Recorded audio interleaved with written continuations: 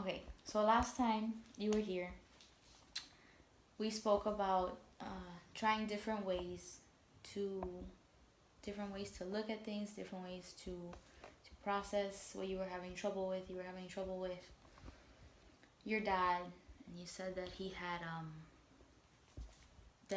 been very hard-headed, and you had problems with the dogs that were coming into the house, that he wasn't listening and he wasn't respecting anyone else, and that he thought that he knew it all.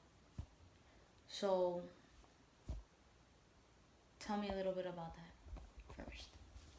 Well, I mean, we kind of spoke about it, but yeah, like he just, he thinks that he is like the number one trainer in the world and that he knows everything that he's doing, but really he's just spoiling these dogs. And meanwhile he has his dog that's outside, that's living in like pound conditions, but these dogs are inside the house with, remember, my mom does have a phobia.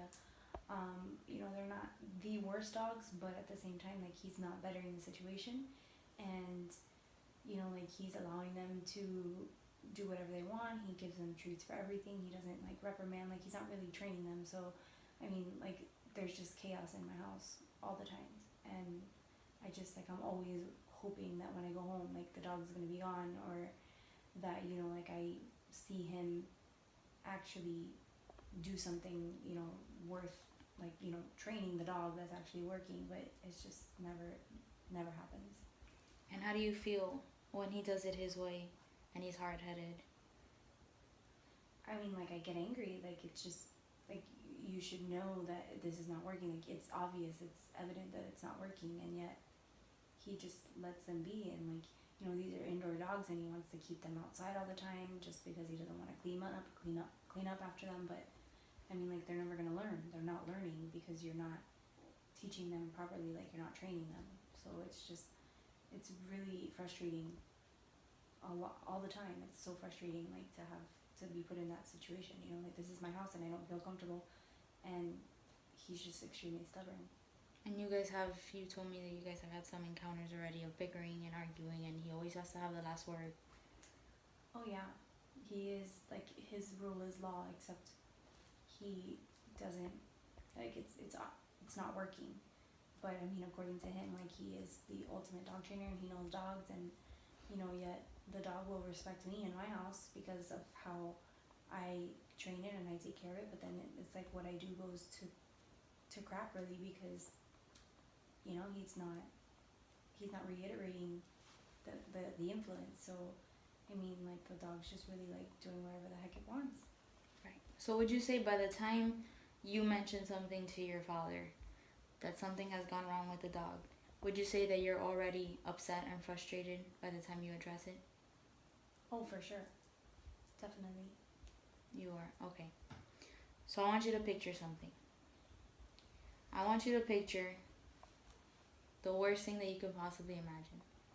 Let's say your father comes home one day with a Saint Bernard that he's gonna keep at your house for 3 months. He's holding it for a friend while they're on vacation.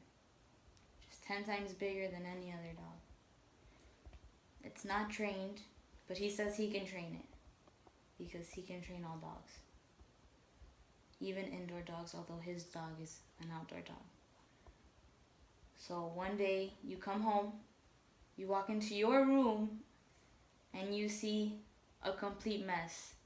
The dog peed and pooped all over your room. And your dad comes in, cleans it up, doesn't address you, gives the dog a pat on the head, and just leaves. What do you do? How would you address it? Your way. My way. Naturally, what would happen? Naturally, I would just lose it and start, like, a whole bunch of words coming out of my mouth and just getting extremely frustrated and just pissed off at the fact that actually happened, because it shouldn't have. And I would just lose it. I'd probably say something I shouldn't, and he'll see it as disrespectful, but I mean, it's my room, and all of a sudden, like, it's messed up because of his lack of experience or lack of knowledge of what he's really doing. Right. Okay, so this is what we're gonna do. next time anything related to that happens, or even if that happens exactly, or next time you see something similar to that, we want to work on another way to just work around that reaction. So what do you think could be one of the things that we could do instead of firing and going off and acting a little irrational and saying something you might regret? What if you said driving relaxed you, right? Mm-hmm. What if you would just leave the house and go for a drive until you're calm? Once you're calm, you come back into the house and you talk to your dad privately and you sit him down and you tell him exactly how you feel, and you address the fact that that should not be happening to your room. It's private. But you need to find a way to be able to calm down before you just go off. Sound good? Yeah, I definitely understand what you're saying. That probably will help me, like, just to kind of step away from the situation and take a breather and just go for a drive and calm down and think of something else and then come back and face it in a more, like, not when I'm extremely heated right away. Right. So just because, the situation is bad in the moment, just because, your room is messed up in the moment, does not mean, it's the end of the world or it can't get fixed. Just because something isn't, something went wrong at the moment, doesn't mean that it's going to be messed up permanently. Right. But we can fix it and we can move on. Right. Okay.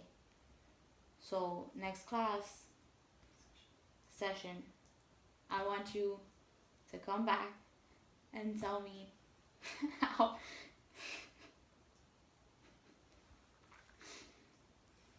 How I do. how it went. Okay? Okay. I'll See go you for a drive. next